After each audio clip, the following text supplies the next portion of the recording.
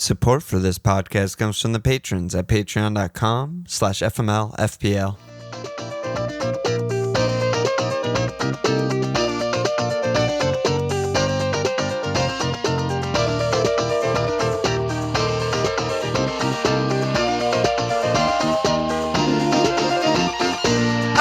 Okay! Welcome to FMLFPL Milan. This Walsh. This is Walsh, you know what I mean? This is bad. This is Walsh, this Walsh, this is FPL, baby. Yeah. This is all the things. It's bad, man. Bad. At least you're coming off a little vacay. Yeah. Trying to lift spirits a little bit, but There's no lifting. I haven't even started drinking. This is my first beer. That's part of the problem. That's part of the problem. Let's pull your team up while you're drinking, because that seems like hand-in-hand situational there. So Faith and Nurgason. Tough week. What is there to say? Tough week. I'm just so dumb and bad. It's insane. It's just so fucking bad. Yeah, I mean, you just got nothing. I mean, it was a very low-scoring week overall. But yeah, just you just got nothing. I don't know what to say. You're right. There's not much to say. It just didn't go down. It's bad. Don't have any of the good picks. Basically. I wouldn't go that far. You hit in Chilwell, he gets a 1-pointer, but he's still an amazing pick. Brighton, no thanks. Yeah. Umo, forget it. Yeah. No Brighton, no Brentham, right? Except Rico, our boy. Yeah, I mean, all the top scoring players in the game are on those fucking two teams. Literally none of them. It's just like, how stupid am I for having all this stupid shit? It's crazy. It's funny. The top midfielders are March, Bumo, Matoma. What the fuck? Yeah. It's just fucking sickening, man. It was a rough week. I'm just so pathetic. It was a rough week. Okay. Moving on. I got some points, actually. Yeah, you had a good week.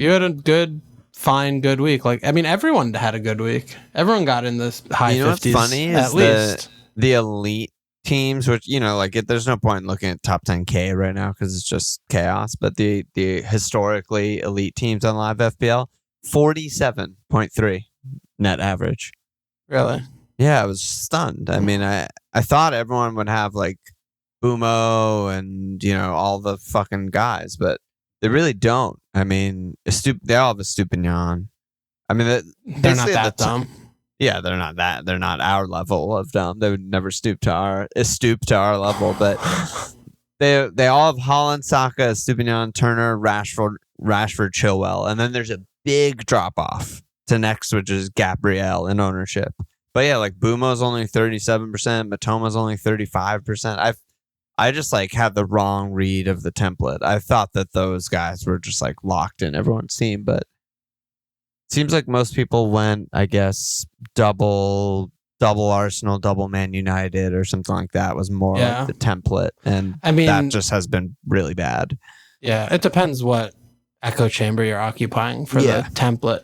I mean, there were a lot of Saka, Martinelli, Bruno, Rashford teams. That was the default template, I think. Yeah. I mean, those guys are still much higher owned in those aforementioned elite teams than Bumo or Matoma or Mo or any of those guys. Foden, Matto, those are way down on the list. So it's kind of interesting, but nothing to do there.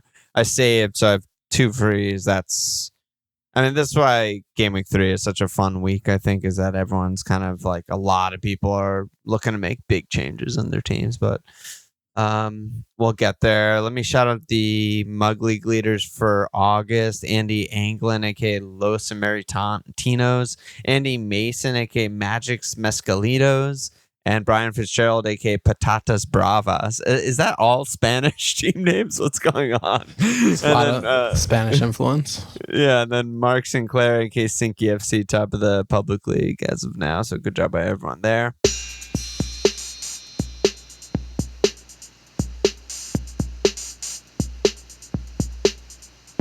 All right, bro. I didn't even get through all the questions on Discord because we're just going to have to push some of them to Thursday pod because there's so much action. But where do you want to begin here? I don't want to even pod. I don't even want to talk about anything. What do you want to talk about? Come on. I need you, bro. I need you. I mean, okay, we could start with Man United maybe. A lot of people, Jonathan, Josh, Colin, Pickaxe, asking basically, do both Bruno and Rashford deserve one more week, or should we rip them out of our teams?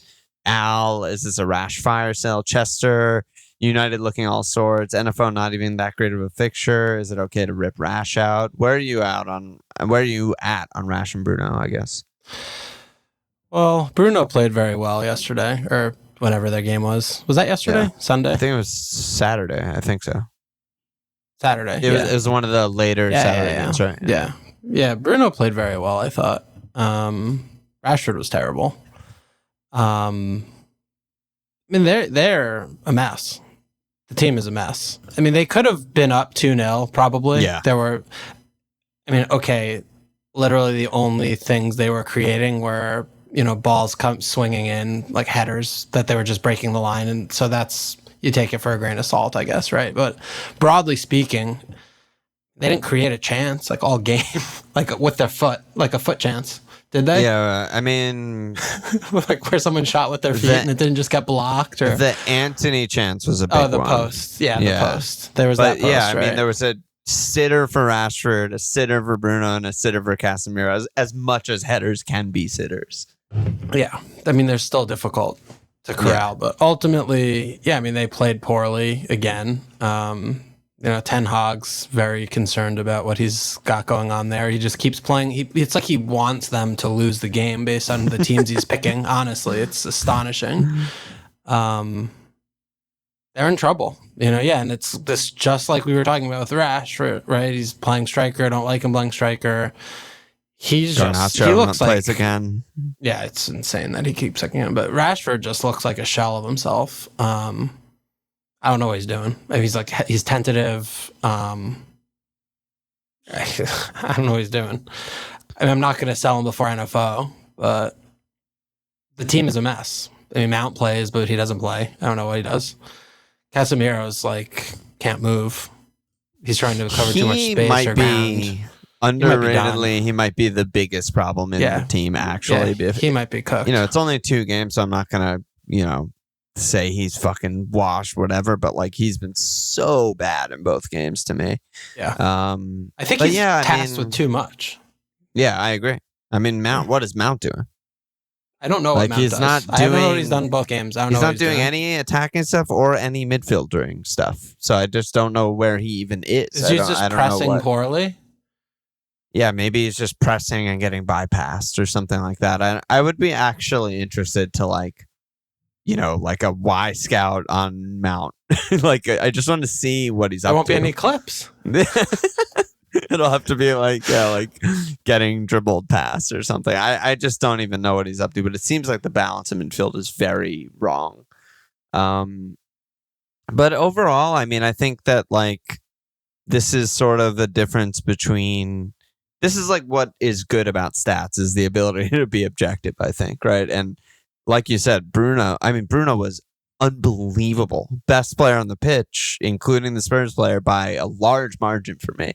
There's no world where I'm selling him before NFO. He could have had a goal and an assist. He did everything. And you just, he blanked and that sucks. But they have a great fixture. You don't sell. And then people will sell and then be like, oh my God, Bruno fucking troll only scores points when he's not in my team. And it's well, you're the fucking troll because you didn't watch the game or you just sold him because he blanked 2 games in a row. And not that big a deal. Rashford is he's kind of reminding me of last year, first half of the season where he did, I think it was Arsenal game week 3 or something like that. And he did double return or something. And so everyone was kind of saying that same thing, oh, what a troll, blah, blah, blah. But most of the first half of the season, he just was kind of off. And then I just feel he's a streaky player.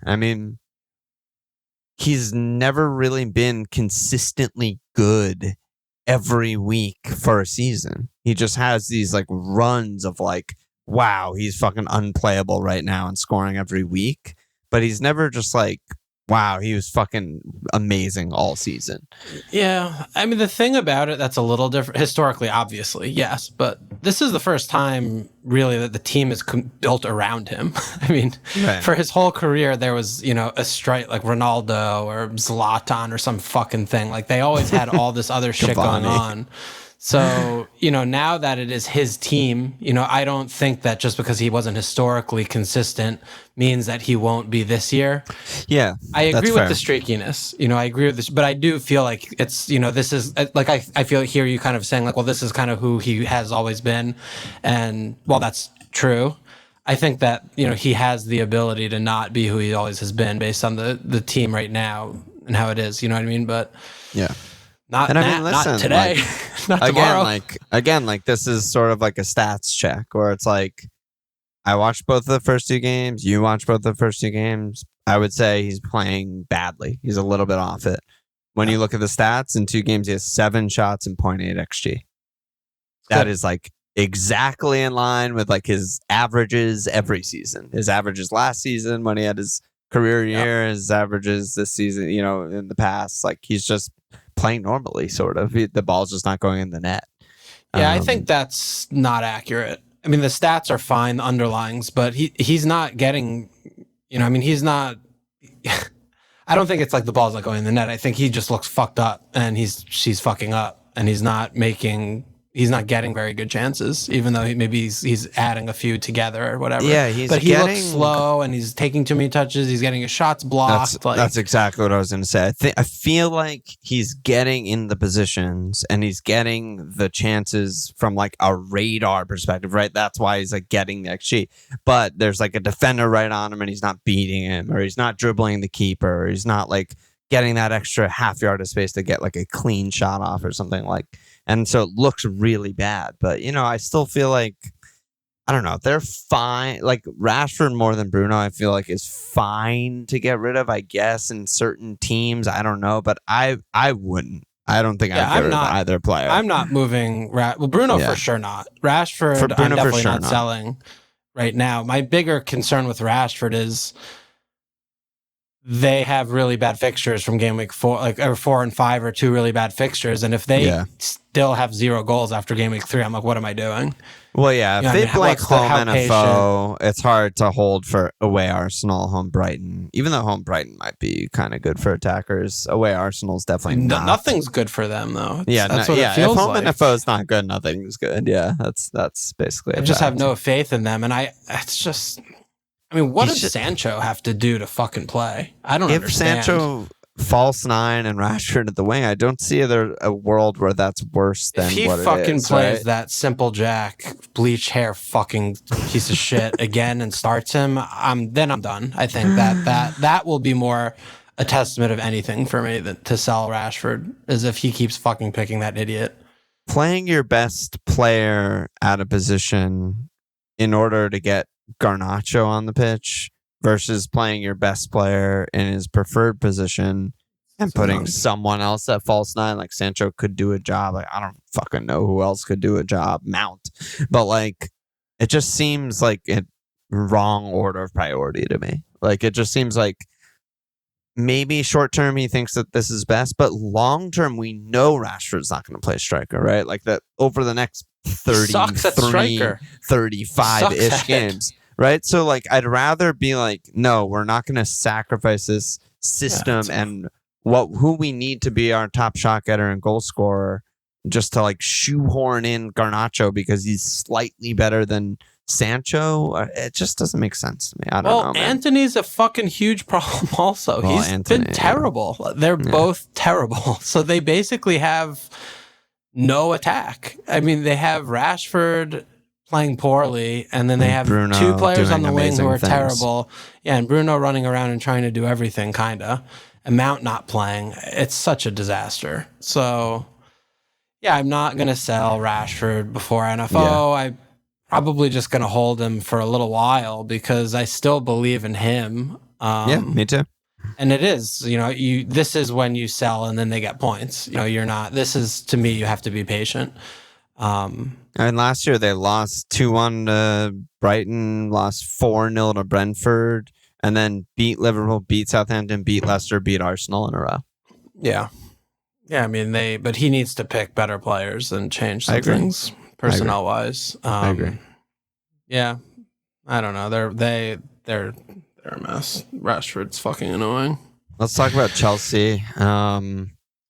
Obviously got fucking hammered on by the Hammers, but they have an absurd run and that's why everyone's talking about home Luton, home NFO, at Bournemouth, home Villa, at Fulham, at Burnley. I think that we've talked enough about Chilwell, and we both still believe that Chilwell is like the best pick. But then we got a lot of questions about like the second and third players maybe to get from Chelsea. I mean, Turp is asking about Bob, Chelsea keeper being 4-5. Peter Puckendire asking about Raz. Pete is asking about who's the next assets to get. B-Rob asking about Gusto. Papa asking about Enzo. I mean, like, how do you have like a pecking order for Chelsea in terms of picks? Yeah, I think, Chilwell, right, obviously is first. Yeah, for sure. No question. I think Nico Jackson should just be in every team you've seen what you need to see. Yeah, for now until October, just to see in this little run of 3 homes with away Bournemouth, Luton, NFO.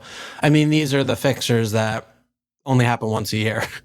Right. Yeah. I mean, having in these a row, in a row in this little tight window. He lacks composure, period, to me. But he has a lot of skills and a lot of qualities about him that, given time, he looks like a good pick. I mean, a good player they have on their hands there.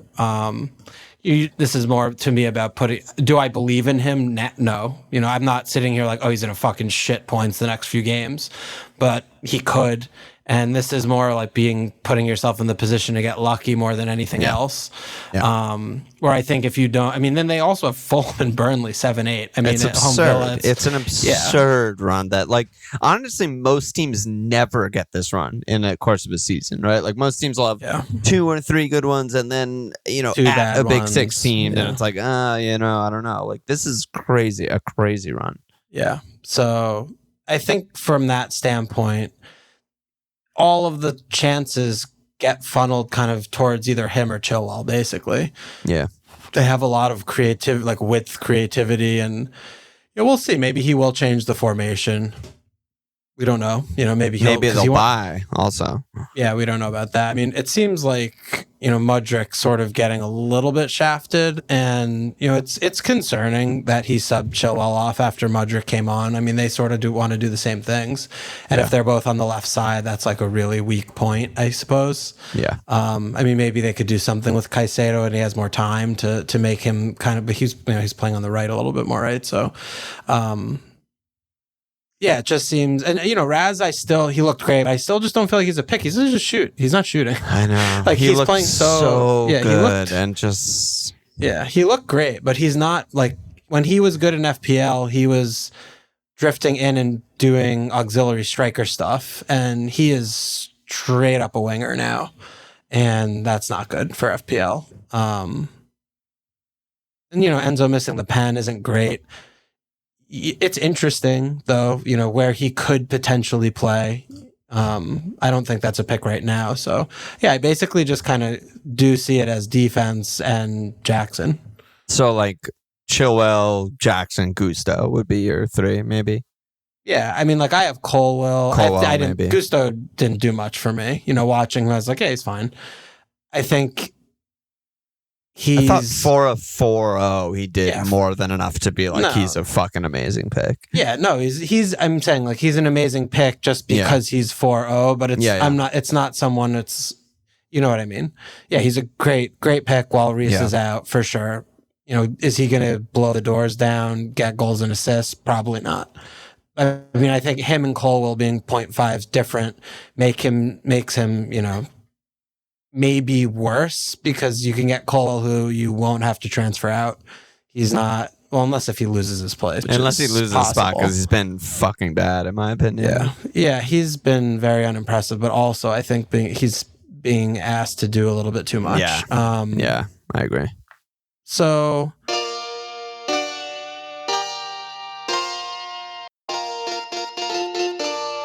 yeah, I mean, I think, Bob, fine, 4 or 5 goalie, fine. I mean, again, this fixture run, as long as Caicedo got that out of his system, whatever it was that he was doing on the field when he came on. Yeah.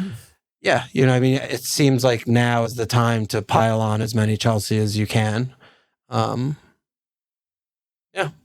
Yeah, I kind of agree. I mean, Raz, everything he did versus West Ham normally results in points, right? And he obviously also drew the pen, which should be an assist. So, I'm kind of counting that as a game where he got a return and could have gotten more returns, right?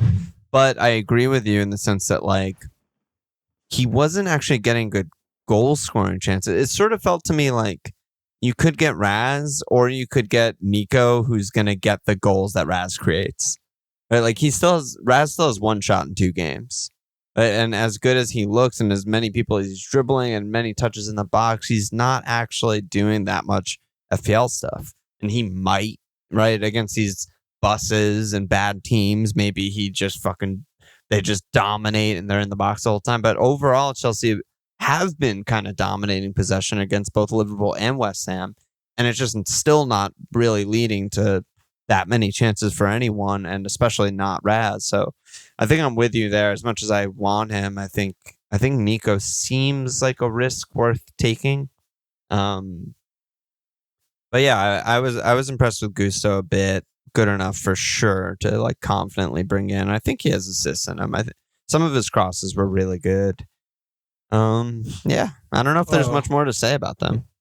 I think my internet just went out. You okay? Oh, okay. Well, anyway, I was just ranting, so it doesn't matter. Did you see me the whole time? It kind of jerked back and forth, it kind of froze for a second, but I think it's fine. Okay. But yeah, Nico, good pick. You think you're gonna bring him in? It's kind of easier said than done for most people, I think. Well, I could just do him. That's what we were talking about before. Well, Matto is an issue. Maybe. Yeah, I have no idea what's going on with him. They say precautionary, but who knows? If you get precautionarily subbed, you don't get a scan. Yeah, and he leave on crutches. He didn't get subbed. Right. I mean, anyway, I have to figure out Matto, but no, I mean, I could do Archer to Nico. That's what I was thinking of doing before the weekend. Yeah. And then just having someone good on the bench. Yeah. I love that. I'm worried about him.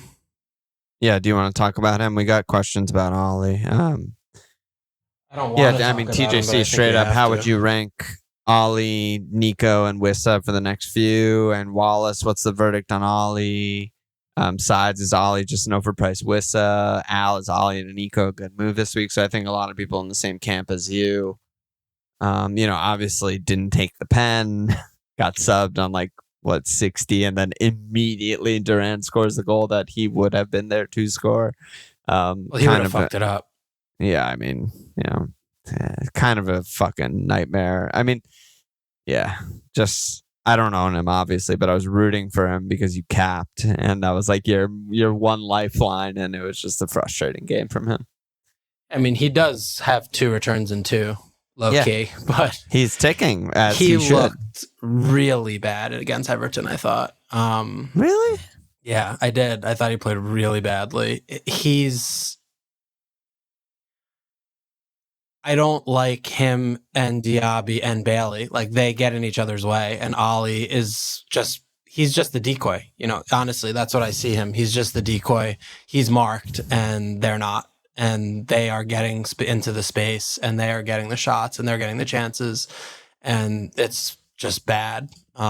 He had that one chance that just bounced a little too high for him, or it was fucking pretty much a tap in, but it bounced head height. Yeah, but I don't know. I was worried. I'm worried about him. Yeah, was when I say he had that one chance, I mean that was his only shot in the entire fucking game. No, he had one other shot that was saved, I think. I remember. Not Not by understat, at least. I mean, I'm just looking at like the map, and that was his only shot according to them. Okay, I thought he had one other opportunity that he fucked up. It's difficult to do anything against before he plays Burnley, which is sort of like another tailor-made game for him. Yeah. I mean, and that's the thing, is like the home Everton, I picked the right captain. Yeah, absolutely. That game wasn't a game. I mean, it was over in 20 minutes. Yeah, Everton played for 5 minutes, and then that was it. Yeah. It was a complete fucking, same shit from Everton away of Dyche that we've been seeing since he got there. Yep. And just watching Ollie just do off pens now, which is good for him, but also bad because, I don't know. He just doesn't seem like a hold, honestly. When they have Europe's coming up, and if he's starting to sub him, like that was the one thing I was like, all right, well, at least he's not going to sub him. Like he can still get something. Yeah, at least he'll play 100 minutes a game with the added minutes and shit. But yeah, subbed him on. Am I overreacting from him having 10 points in 2 weeks, which is fine? Yeah, probably. I mean, part of it is like you capped him, right? Like if you. In a world where you just cap Holland this week and Ollie just ticks, you'd be like, oh, great. He's doing what I want him to do. He's just ticking. He just returns every week. I think that this is like his floor, and that's what makes him a good pick, right? Is like he will just chip in with random assists and goals sporadically, and that's his floor, and that's what he's always done. And the bet, or not the bet, but like the dream was that like that second half of last season was actually him taking a leap forward and he could have a huge ceiling. And like I feel like after 2 games, I don't really know. I mean, he's ticking, so he's checking off the floor part, and I don't know if I've seen anything to think he's actually like taking a leap forward or not. But I would rather. I mean, I don't know your exact team, but I feel like I would rather just hold him and get Nico, since you can do that for free anyway, than like bother getting rid of Ollie for Nico. Yeah, no, that makes no sense. Yeah, that doesn't make any sense for me to do. Yeah. I think the more for me is, I mean, dude, I don't know. I mean, I feel like my season, honestly, is just fucking, it's a mess. It's definitely not over, but I feel you. But like what about people who can't do, their 4-5 forward to Nico? Like, would you do Ollie to Nico in that case? Yes, I would. I think I would too. Even though, like, I mean, Nico is a tough one because, I mean, it's a shot in the dark, right? I mean, it's kind of a punt. Dude, why does fucking Brentham and Brighton players have 1 million points right now? Because they have fucking easy ass fixtures. If you just came in here and are just playing the fixtures, you're more often than not going to fall into points. So yeah, it's a fact. I think you just got to go for that when the opportunity beckons. Yep. And he's doing the minimum of what we would want to see from him, right? Looks bright. He's getting shots. He's on the end of stuff, even though he's offside sometimes, whatever. That's all you can ask for. Yeah, I think I would do it too.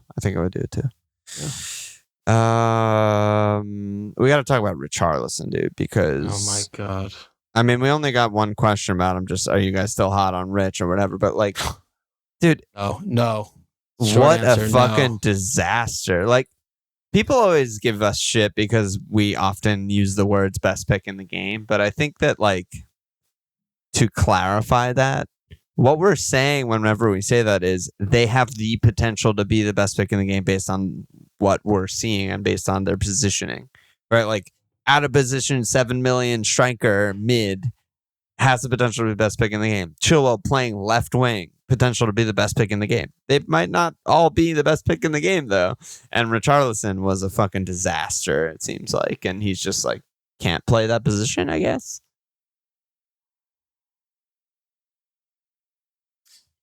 I mean, he might be too stupid to actually understand, what he needs to and is being asked and supposed to do. I'm not throwing that out, Yeah, I mean, he looks like he's never played football before. The Brentham game, I thought he was fine. he was the worst player on the pitch. Actually. Yeah. There was tough competition for this title. He was the worst player on the pitch in the Man United game, I thought. He wasn't really on the pitch. Him and Mount were off, like, playing hooky under the fucking bleachers. At least Mount was running during the game. Allegedly. Richarlison, yeah, man. I mean, I don't know how it could turn so quickly, but he's a mess. He doesn't know what the fuck is happening. The game completely passed him by. He literally doesn't offer anything. Yeah. And his touch was poor. That's why I said to you when he got subbed, like he had a few minutes before he got subbed where he actually didn't fuck up horrendously. Yeah, and he was getting into the game, like almost willing himself to like be involved. Yeah. He made a couple of layoffs. The ball stuck to him a couple times and he was able to get the attack going forward. But his movement is just so bad and worthless against Man United. He just didn't do anything. Yeah. And he couldn't hold it up. Like everything was just bouncing all over the place off him. And I mean, he's from someone who I thought was just, I'm not going to have to worry about this for months. Oh, yeah. Like that's where I was. Yeah. To now it's like Bournemouth, Burnley, Sheffield United. I'm like, is he starting? I don't know. Yeah. I don't even know if he's starting. I mean, it's like, Ange is doing so many great things, and simultaneously, I feel like they just like don't have the people in any of the right positions, and they might just not have the personnel full stop for like how he wants his wingers to play, how he wants the striker to play. Kulusevski was horrible, and Son is useless. I mean, as soon as Perisic comes on, I'm like, oh, they have a winger now. Yeah. Like, and the thing with Rich that I was also thinking about is like, it's the kind of thing where, like, always in FPL, if someone's out of position up top, like, you want them in those positions, blah, blah, blah. But, like, obviously, playing striker is not easy, and getting shots off is a skill that you have or you don't have. And it just seems like even when he was getting those half chances, or maybe he's going to get onto this, or maybe he'll get a shot off, he still doesn't get it off. And, like, the only other times where I think in my memory where he's actually played strikers for Brazil, and he's playing with fucking Brazil, and they're stacked and a million times better than every team that they play against, pretty much. I mean, Neymar sucks 3 players, and then he moves sideways a few steps and gets a tap in. Yeah, it's like Neymar, Vinny, fucking everyone just being incredible, and he gets a tap in, and basically that is what his numbers say too. Is like, even in the World Cup, even in World Cup qualifying, he's like really not getting shots. He's getting a poacher. Shots. Yeah, he's getting shots at the rate that you would be like, this striker doesn't get enough shots. And they remove Kane from the team, who gets a million shots, and they just insert him in, and he's just like out of position. I don't know what they're going to do with him. The thing about him that I was thinking more about, that because when he was at Everton, he was basically just, they were getting the ball around the halfway line on these like 2-on-3s or whatever, like, and it's just like run and see what happens, like create chaos. Yep. But when they're having all this possession, like I feel like he's good at moving when the wingers get to the byline. Like that's when he's good at like dropping back, kind of, and finding the space in those times. Yeah. But he's sort of being asked now to be part of the goal creation. Right. Like playing central the whole time, touches, and he's good with back to goal, like typically. I mean, he was really, maybe it was just a really bad game for him. I don't know. I mean, he was just really off. I mean, maybe he was just, and he was fucking pissed when he got subbed. Yeah, I mean, Lissandro was doing dirty shit with him, Argentina on Brazil violence the whole game since the game. From immediately when the whistle blew, he was doing fucking him up. So, I mean, maybe it is one of those, and they have a few really good fixtures, and it seems, I mean, look, he doesn't have any other choices, Ange, really. I don't think his Son other would choice, be better. I think, is Son. I think that would be way worse, honestly. I don't think it would be better, but I'm not sure it would be worse, and the trickle-down effect is probably a net gain, because then you get an actual winger at left wing. Yeah, but I think he needs Rich to, like, do this.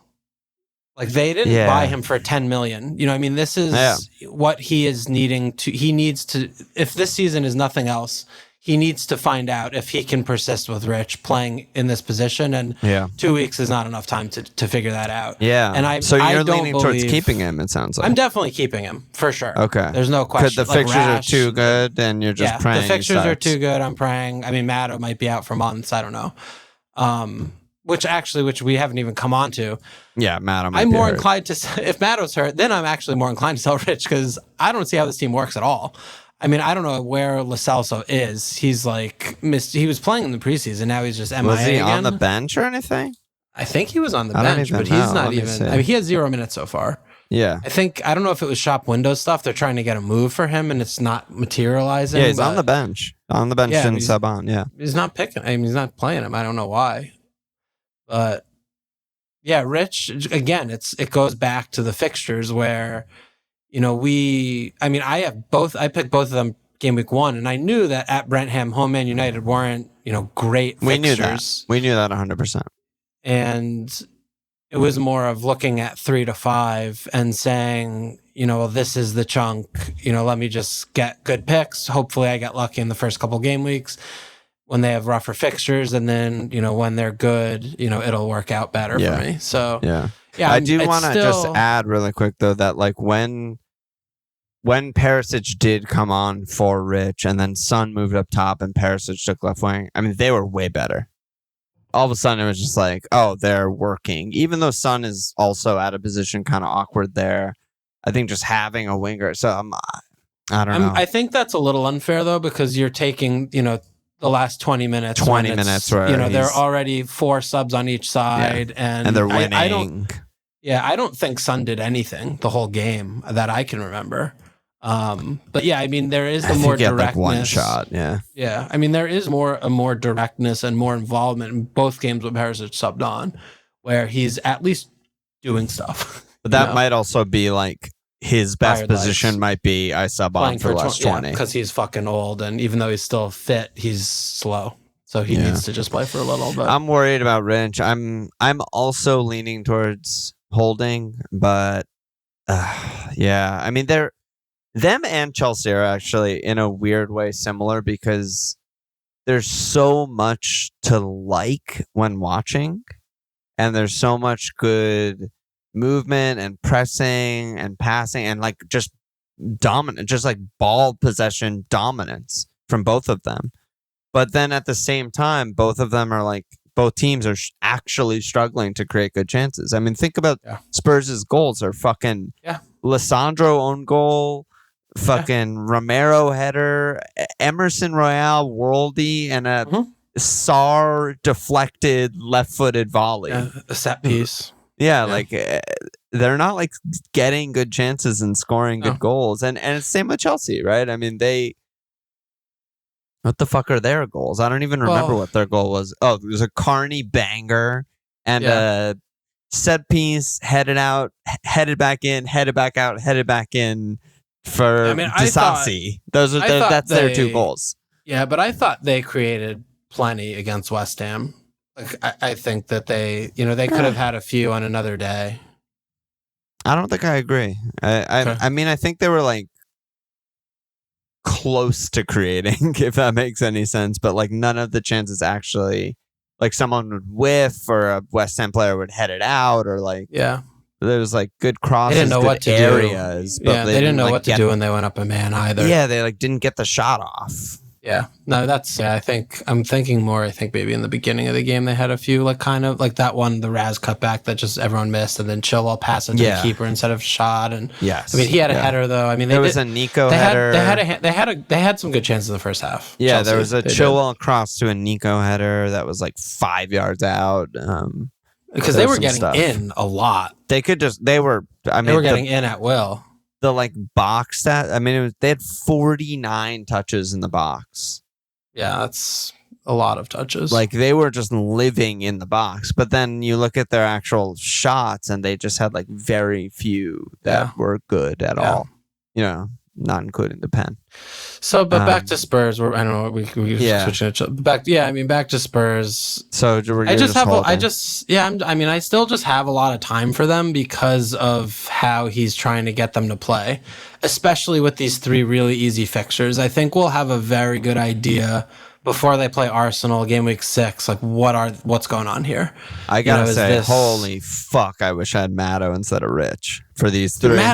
Dude, Matto's not even fit. He might not play any of them. Matto on crutches is better than Rich at striker, arguably. God.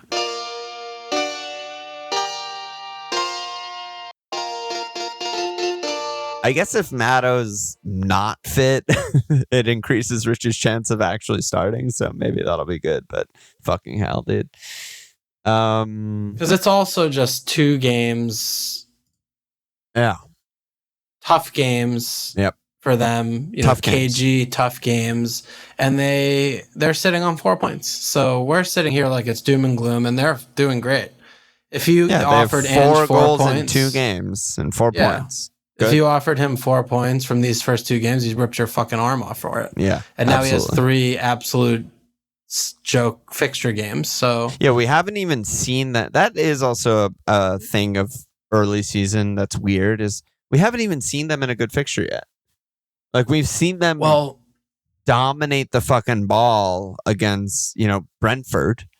But Brentford are fucking really organized, good defending, well-coached team who are elite at countering, right? But we haven't seen them at Burnley, home Chef U in 4 and 5. I don't know what they're capable of. They might have 75% possession in those games. They could score 4 goals in each. I would not be surprised. Yeah, no one would be surprised. Or they could just be kind of bad and not get any chances, and we're like, fuck, they're not and win there each yet. game and still be sitting here be like, I don't know, Yeah. If Matto's fit, Rich, they're not going anywhere. They owe me. Rich owes us. Rich owes me guess personally. Is that Rich owes you? Why does he owe you? Yeah, I fucking picked him. You're in Cole's GIF with him. You're sitting on the sideline next to Rich in the GIF. Yeah, because he was fucking around with? Who he's like, dude, he's just such a fucking child. It's insane. He's a man child with Looney Tunes tattoos. Yeah, Looney Tune character tattoos all over his body. Unbelievable. Him and Romero probably roommates, right? They both make millions. They probably just live in an apartment together in bunk beds. I imagine they just sit. Neither of them can probably drive because they're too stupid to be able to figure that out. I could just imagine them sitting in the back seat, making fart jokes or something, or your mama jokes, and they do that for 20 minutes. Go to training. Yeah, everyone's like, "What's your pre-match warm up?" Rich is like, "I just watched TikTok for 45 minutes." Yeah, okay, interesting. Let's talk about City a little bit. I guess we gotta go through every fucking team. I guess, but. City, I thought it was a boring ass game, but good performance by them over Newcastle. Whaley said, would Foden be a good Bruno replacement this week? So we want to keep Bruno, but I want to hear what you think about Foden. Blue Bottle said, do you think Pep will continue playing Walker? Is he a possible alternative to Gvardiol in defense? More advanced, took some corners. Where are you at on City? I mean, we both are only on Holland, right? You don't have City, right? Yeah, I only have Holland. Meanwhile, they have 2 cleans and 2. So that's fun for us. Which we fucking knew, right? Yeah.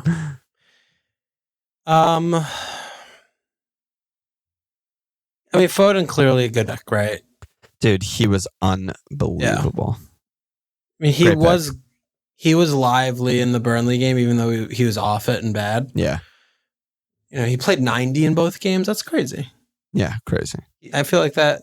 I don't know if he's ever played back-to-back 90s in the league it's rare. in his career under Pep. We might just be having, like we said, preseason. Is this the actual season of Phil? It could be. Could be. He's taking on more responsibility, and he's clearly relishing in it, and he's the kind of the creative hub. Yeah. It looks great. Doku looks like that happened today, right? That should be another good. Someone that can be good to pass to and also receive from. On the taking Mahrez's spot. He's faster. He gets to the byline instead of just having. He's going to be so good for them. Yeah, instead of cutting in. There's going to be a lot there. I was sort of. I love Eze obviously, but I just don't know where. I was such a mess that whole day trying to figure out when you who were doing to get. your double move. Yeah, and I'm kind of pissed that I didn't get Foden. Yeah. It's cool that you can do Archer to Nico, but yeah, whatever. I wasn't thinking of that. Foden looks seems like very, very good pick. Yeah. Is it overkill? I think that everyone should be on Haaland, Foden, and a defender. Yeah, probably. I think, and Gvardiol's 5. I expect him to start pretty much every game. I think everyone should just be on that. Yeah, probably. Yeah. Yeah. They're just very good and going to keep playing. Anything in Alvarez, you think? No, not a pick. I kind of agree. And he keeps getting points because he's good when he gets in the box, but he's really not getting in the box that much in this weird position. And Doku is going to rival for minutes because I don't know. He's just going to be one of those in the rotation engine. He's one of those guys. Unreliable. If he starts at striker ever, it's fucking take a hit and captain him in. Haaland's going to miss 3 games. Best pick in the game, Alvarez. But right definitely. Now, I'm just not fucking sure. Yeah, I'm not fucking sure. Yeah. Yeah, I think it is pretty straight. You could also just get defenders too because they do look. They look back to normal. Yeah. Kinda. Just defensively, they look back to normal. So, it's tough right now. There's so many good picks. Pep City game of just we take the lead on a barely even a half chance, that fucking kind of worldy. And then we just kill the fuck out of the game and you're going to get absolutely nothing. Everyone was so high on Newcastle coming into that game and they didn't even sniff a fucking chance. It was a joke of a game. Yeah. Absolute joke of a game. Yeah. Yeah. Yeah, City defense good, Foden good. Obviously, Haaland, we don't have to talk about him anymore. Yeah, I think that's pretty much where it is. And all of these things, it's sort of a pretty... we still have these Bumo and Wissa and some of the we got to talk about Brighton and Brentfam. Yeah, and Brighton, they have this one game and then they start to have some tougher games. Game week, home West Ham is, they're not going to have a gird. I guess they'll be a little bit light there. But then they have, Newcastle, then Man United, Bournemouth, at Villa, that'll be a tough game. Liverpool City, it's really bad from game week 4. So, and Europe. and Europe starts around there. So, wild card, early wild card looks good for, some people, for sure. Yeah, game... Like you said last week, everyone kind of has a good fixture. Everyone that's owned in fantasy kind of has a good fixture this week, except Newcastle and Liverpool assets, I guess, because they play each other. And so, maybe it's a game week 4 wild card for some. I could see that being the thing. But yeah, let's go to Brighton. They have fucking 8 goals on basically 7 XG. It's not like a fluke. They're just fucking running over these bad teams. Dino said, what do we do with João Pedro? Ange and Horneto, is it too late to jump on Brighton because of their fixtures? Ferguning, just wondering about De Zerbi roulette, basically. And D Silva asking about Purvis. Doesn't look like he's going to keep it clean in either game. His run of 2 assists and 1 goal feels unsustainable. Basically, what do we do? Do we just get him, correct the mistake? Or, how do you feel about that? Well, there's a lot. I was thinking more taking a step back of just how did I go into the season with no Brighton players? Where did I fall on my face? How did I not get out of my own way on that? Yeah. I have no idea. I don't know. My only 2 notes in my sort of post-mortem, but maybe we'll do it in an international break type of pod is where were we on last year's postmortem? Where were we on our first pod of the season? First initial draft, see the game, blah, blah, blah. Purvis in both teams. I have Bumo and Wissa and Flecken in every draft. Matoma, ridiculous. He's 6'5", insane. And then we just go through all the processes of, weeding them out in a weird way. And we end up with, luckily I stuck with Wissa and we both have Henry. God, but you were so close to having Pedro instead. Yeah, I could have had Pedro. Yeah, absolutely. That was a deadline day decision, right? Yeah, that was like last hour. I was like, no, I should stick with my guy. But yeah, Brighton are still fucking good. And I think one thing that we also talked about this is like, we were talking about nonstop on preseason, this upcoming bad run, right? Oh, we're going to want to get rid of them in game week 4, rotation, blah, blah, blah. Doesn't fucking matter. Who cares? Right? They have 3 bangers. Just roll with the bangers and then deal with it in 4, That's a thing. I always try to set my team up for too long, I think. Way too long. When there are 2 gifts, Luton and then Wolves, we just fucked up. Yeah. Oh, yeah, we just fucked up badly. This is like me and Walsh DMing each other on Discord, but like we both start with Saliba, who's been good, like no problem with Saliba. Same price as Estupinian.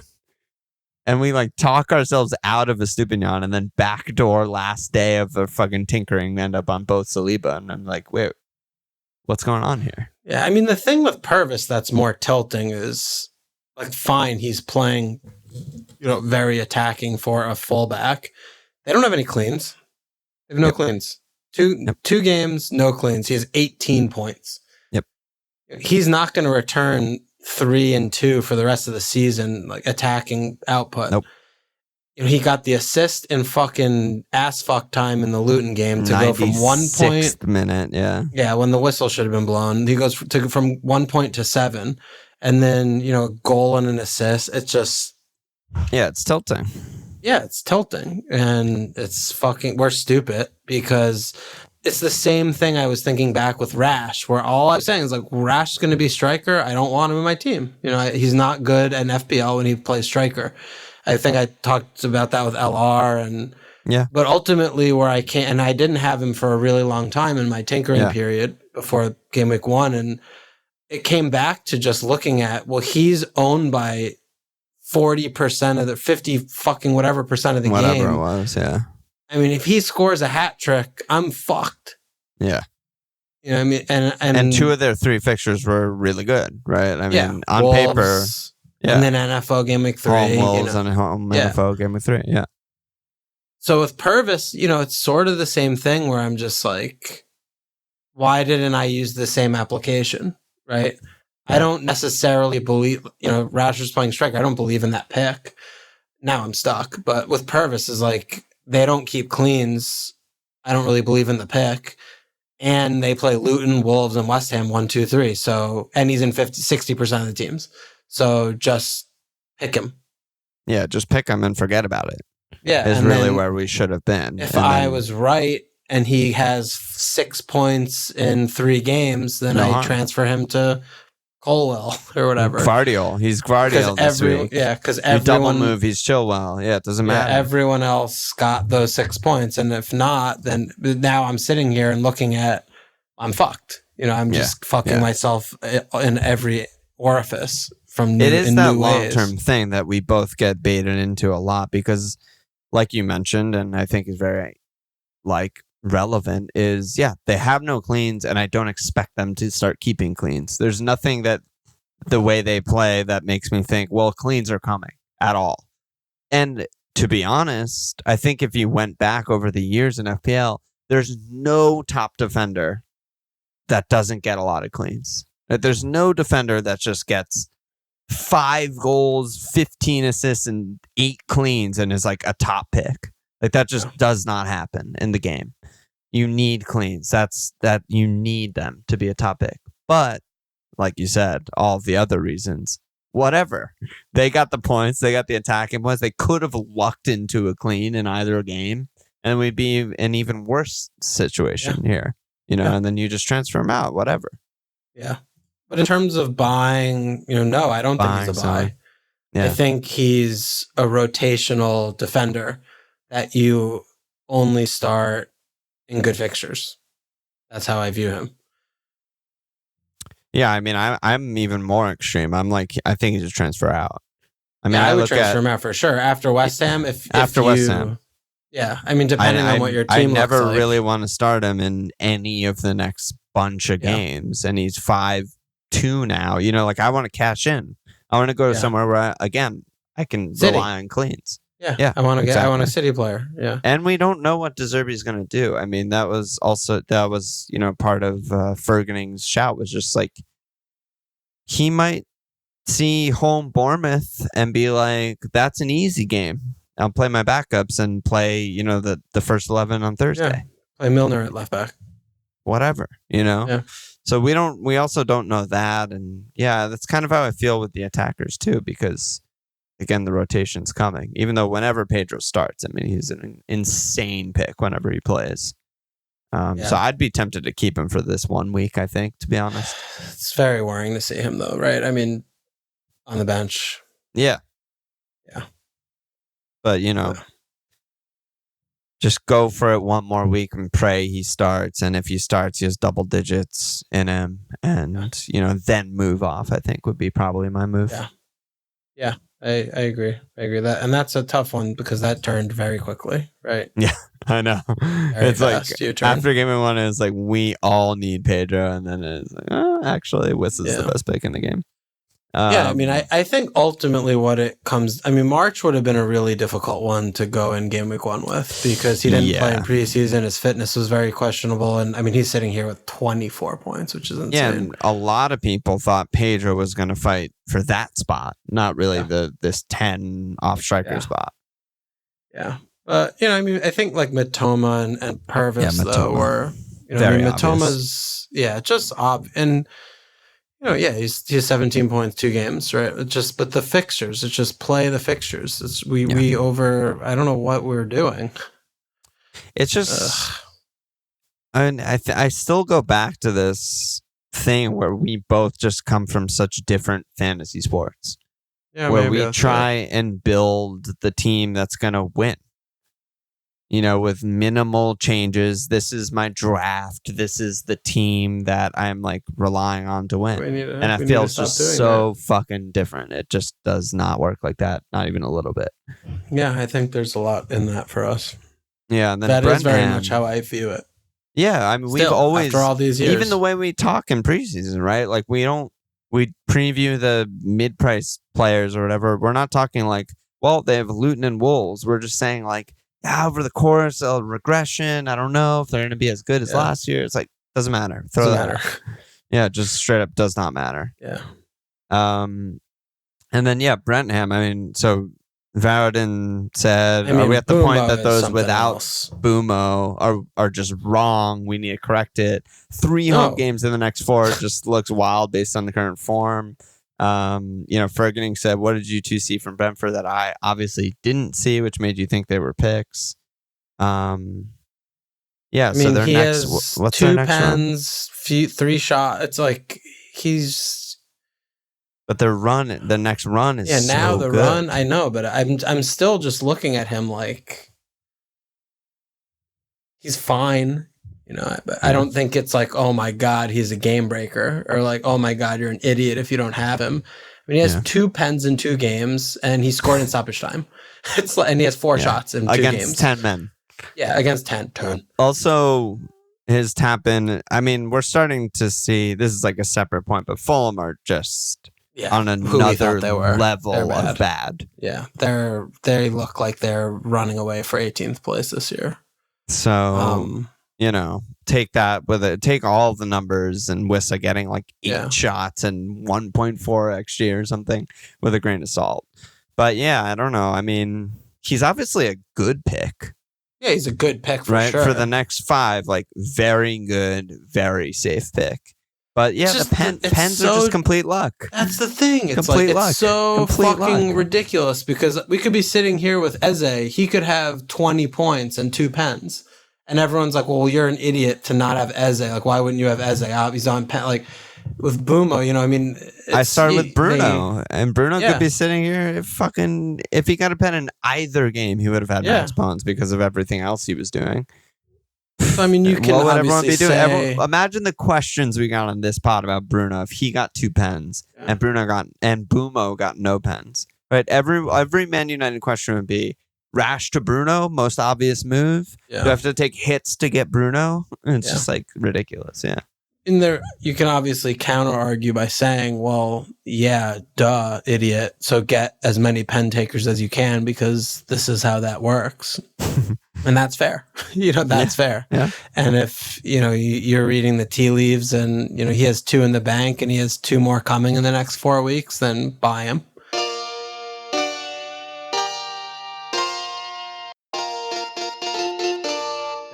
There are 20 pen takers in the league. You have 11 spots in your team, 8 attackers. So, pens are good. And that's great for him. I think Wissa, though, is more sustainable to me.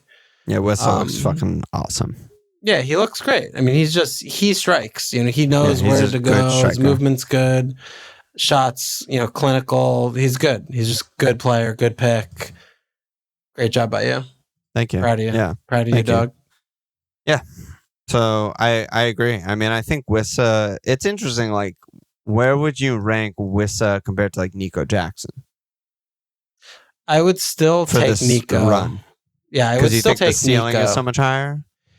Yeah, I still feel like, the run is honestly like not that different. That's what I'm saying. I mean, Brentford are home Palace, home Bournemouth, at Newcastle, home Everton, at NFO.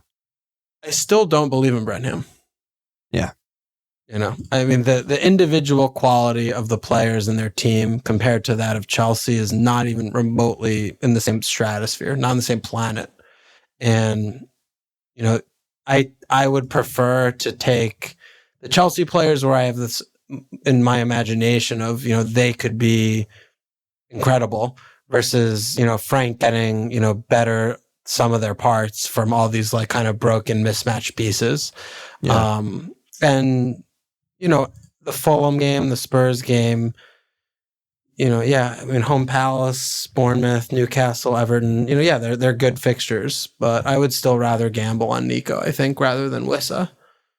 Yeah, I think the thing with Brenham is that, and I forget who I was talking to in Discord about this in Fest, but like, I agree they're not some like, incredible attack overnight. They're not going to score this many goals every game. They're not going to get a pen every game, yada, yada, yada. But at the same time, if you look back over, last season for sure, but I would imagine even their first season where they first just promoted is like against in like the good fixtures. I mean, they're consistently scoring 2+ goals. Yeah, that's true. And they're a team that has 2 attackers.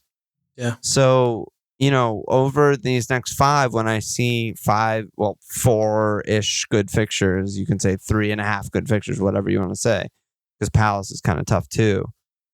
I mean, I still just expect, 2-ish goals in most of those games. And if that's the case, then I think Bouma and Wissa are going to just keep returning for the next 5. That's fair. The difference is, and I agree with you, is that Chelsea, we don't really know what they're capable of, right? Like, we know that like Wissa's not going to just score a hat trick home Everton. Like, I don't think that's in the cards.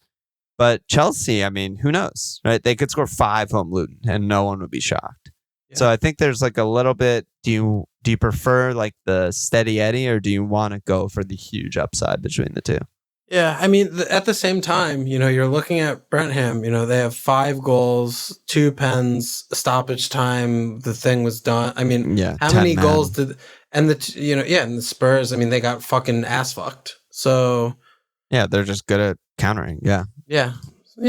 I mean, you but in terms of, what you're saying, 2 goals a game makes sense. Yeah. Fine. All good. Yeah, so I think they're both still really, really good picks and buys, Wissa and Bumo. It fucking absolutely kills me, dude. The pens are my least favorite thing in FPL. I fucking owned him both of the last 2 years. Remember, we both had him when he was we both had him 5.5 mid the first year, and he just hit the post every game. Yep. And then last year I had him. He was fucking terrible. I can't even. And how many guys over the last few seasons have we had who are the pen takers and just don't get pens? Don't get pens all the time. I mean, it's just insane. Well, I mean, insane. You're going to get, 34 games basically where there's no pens, and then there's going to be about 4 or 5 where there are. Yeah. Yeah. Yeah, you just have to get lucky. Yeah, basically. And then we're already over a fucking hour, but let's just touch on Liverpool a little bit and just push all the other questions, I think, to Thursday, Friday MLF pod, because it's just going so long. But so Ethical and Cincy asking about Mo. Cincy also asking about Diaz. He said another week, another Diaz goal. What would it take to convince you we're wrong and he's the best 7-5 Liverpool mid? It's happening. Well, yeah, I know. Yeah. And Sides asking, with Mac out for 3 games now and Diaz maybe groin injury, are they just a straight up avoid with the 2 tough fixtures ahead? Interesting combos, I think, with Liverpool. I think that they're like in this weird in-between world where and this has happened. I can't remember if this is last season or 2 seasons ago or whatever, but this has happened before where Mo was clearly not value for his price, but there was also nowhere else I wanted to spend the money.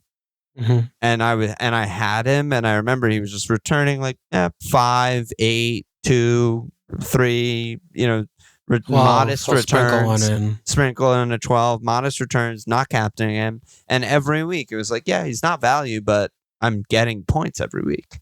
And there's no one that I don't have. I think it was last season. And I kind of feel a little bit like that. And I kind of feel a little bit like that this year. Right now, at least. I mean, I know a lot of people are going to rip him out because they're going to go, Chilwell Nico, and there's no other way they can get money, etc. And I might do that too. I haven't really figured out my moves yet. And he's the obvious place to get a lot of money. But at the same time, I'm kind of but I also want to hold him even though he hasn't looked great. He has a goal and assist. He has 2 and 2, right? Two returns and 2. Liverpool attack looks good. And I'm just he's going to just keep returning. I don't know. Yeah, I think it's a bad pick. Yeah. He should be off pens. Fucking for once and all. For fuck's sake, please take him off pens. He's on a historic run of being bad on pens right now. Yeah, forget it. I mean, he used to blam him top pins, and now he just fucking shits himself every time. He used to be not Tony levels ever, but he used to just be this is going in, and I have no doubt in my mind. He took Vardy pens. He used to just do the wide run-up sprint and fucking hit as hard as he could. Yeah. And it was always at height, and it was unsavable. He was automatic. He just stopped doing that now, and he does all this. He just tries to. He's just terrible. Anyway, should be off pens. I just think he's a bad pick. Yes, I hear what you're saying. Then get Watkins. He was 4 million last year. You're basically saying the same thing about Watkins, where it's yeah. He's 12.5, and you do need the money. You do. You would do a lot with that money. Not sure. Not sure. I'm honestly sure. You would get Chilwell. You'd get a City defender. There are places in your team that you could, improve with that money. It's just, a lot of transfers, right? It's you get them every week. Yeah, but okay, so Chilwell, Foden, what were we just talking about? Nico would be the guys I want this week or something. Yeah, I could get them that all. Triple move. Yeah, I could get all of them. Play the fixtures, right? City, speaking of the fixtures, are Sheffield, Fulham, Western, NFO, Wolves, the next 5. We're both sitting here with Haaland only. That's not good. Yeah. It's bad. So it's just, I'm struggling with who do I bench or who do I drop? alongside him, right? We just talked about holding Rich. We just talked about holding Bruno. And Jota, if he's starting, he's not going anywhere in my team. And then I have Saka, who's off pens, but he's still fucking good. No, I think it's Foden, Nico, and Chilwell. And I mean, those are the three guys that you'd want to get there. Yeah. And so I just bench Rich. Play the fixtures. Is he the worst fixture this week? Because it's such a weird week with they the all fixtures. have incredible. I mean, Jota would be the worst in my team. I bench Jota. I don't know if I would ever bench him, but... Well, that's what I would do. Yeah, I could. But yeah, I mean, no one's going to buy him, and I don't think anyone should. But I also think that if you have a team... Like, LR has him and has Chilwell. And, like, I think he's double moving him out. And I think that's fine because, again, all the guys we're talking about are the guys you want to jump on right now. Something in the back of my mind is just like, yeah, but he's just going to keep getting points. So, I don't know. We'll see. But what about Diaz? Because he's very interesting right now. He just looks good, you know? Yeah. He just looks good. And he sort of gets a huge boost of, you know, the enemy doesn't really consider him as much, right? I mean, they're so focused on all this other shit going on down the right that, you know, he just ghosts in. You know, he's just ghosting in, and he's getting good chances. He looks good. He's sharp. I think he's just also improved a lot since he came into the league a couple of years ago. He's moving smarter and just playing better. So yeah, I mean, he looks really good. Again, he's similar, right? He's not going to be huge hauls, brace hat tricks. Like, no, he's going to be a tick trickle guy. But he, you know, 7.5, yeah, he's a good pick. Yeah, there's also a chance he's just taking a giant step forward. It's obviously 2 games, so it's ridiculous to try and project, but it's all we have. And he's taking way better shots, which was always an issue for him. Yeah. I mean, but his first 2 seasons with Liverpool, XG per shot was 0.09, which is like below average per shot. And this season so far, he's 0.18. He's taking more shots and better shots. And, it's a good combo. You know, great combo. And he's fucking 26. It's not like unrealistic, right? And like you said, I mean, there's just all that build-up stuff on the right. So much passing on the right with Mo, Trent, Sobo all play on that side. And he's just like cutting in. He's just like the slasher from the left. I think. Yeah. He's if he's past fit, I think he might be a sneaky buy. I mean, I was even looking at my team. And again, I don't know what moves I'm going to do, but I was almost thinking like, do I do Mo to Diaz? And that's my money guy. And just like, yeah, I think he's just strictly worse than Foden. See, I don't know. I don't know if I agree. Yeah. Like, if he keeps doing this, I think he's better than Foden. If he scores a goal every game and has 38 goals this year, if he's getting shots in the box like this, where Foden's playing midfield. Like, Foden, where he's playing, and he was man of the match, one of the best games I've ever seen him play, probably. But, like, he's playing for assists. And he should have probably had, like, 2 or 3. But, like, he was not close to scoring goals. But if Diaz is, like, cutting in on Liverpool, whose attack was almost as good as City's even last year. Well, but I was saying more now, not in their lives, because the fixtures need to be considered here. You're not sitting here and buying Diaz today over Foden today. That's literally insane to do that. I think I might. So you're not playing. Well, all we're talking about playing fixtures. You're just like, no, forget that. Don't care. I think with City it's different because Foden could be rested every game and City could just sit on a lead, right? Like Brentford, Brighton, Chelsea, even Liverpool, like they're not going to go up 1-0 and then kill the game and just be like, we're not going to take another shot or even enter the final third. But City do that all the fucking time. Yeah, I think that's crazy. I mean, they do that all the time. No, that's fine. They do that all the time. But like Brighton is like, they're going to score 5. Brighton are going to score in the 97th minute. They're going to get a tap in. Yeah. But City also win 5-0 all the time too. You know what I mean? So it goes both ways. And when they have this fixture recently, right? Yeah, I mean, when they play Burnley. They have Sheffield United again. Sheffield United, Fulham, West Ham, NFL, Wolves. I don't know what more to say to you. You know, I mean, if you're going to pick Luis Diaz in a tough fixture run over that from Foden, then Godspeed. You know, I just think it's really stupid. Yeah. I mean, Liverpool are at Newcastle, which is tough, and then home Villa, at Wolves, home West Ham. Yeah. So it's not as good, but which is the tough one other than Newcastle for goals? Villa's going to be tough game. Maybe. I don't know. I see that high line. I'm like, isn't that kind of ideal? Okay. I'm just talking. So go for it. I mean, they scored 6 against NFO and they scored 6 against Manchester United last season. But there weren't. It wasn't like the seasons of old where they were just rattling off like bunch of 5-0, 6-0, occasional 7s. City are weird, man. Yeah. City are weird. Yeah. City are hard to. They're always the toughest it's just hard team it's hard to get their points.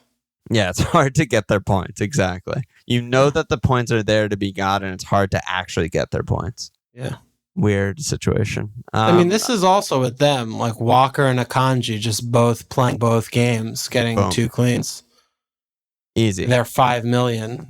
I mean, Ederson, we didn't really talk cleans. about. Well, yeah, fucking who gives a shit about Ederson? But I mean, we didn't even talk really about that of just looking at that first game. And I mean, we could have fallen into the trap with Ake because he was starting to, even though he wasn't fit and they didn't play in the second game. But, you know, because we could have just said, like, who's starting? They're 5 million. They could start for a few games. Like, just get them. Dude, I was there on our pre-game week 1 pod, remember? Yeah. My tinker had Akanji and Gvardiol. I was Holland, Akanji, Gvardiol. And I was like, Akanji just somehow plays every game. He can play left back, right center back, left center back, fucking do whatever. And then Gvardiol, I think, will eventually nail himself and play most games too. Yeah. And like, I would just be sitting on so many points there. Yeah, I mean, not really, because Purvis would just have both of them combined. True. So you'd be just with no cleans. comping. With no cleans. Yeah, absolutely. But I would feel a lot better about my team if I had them. That's for sure. For sure.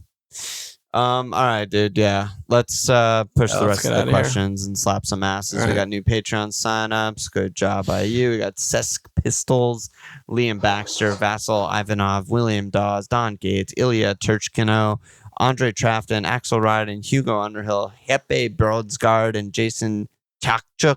I don't know how to say that. Something else maybe get in there. Don't know how to say all those names pretty much. Any last words, dude? You feeling a little better or what?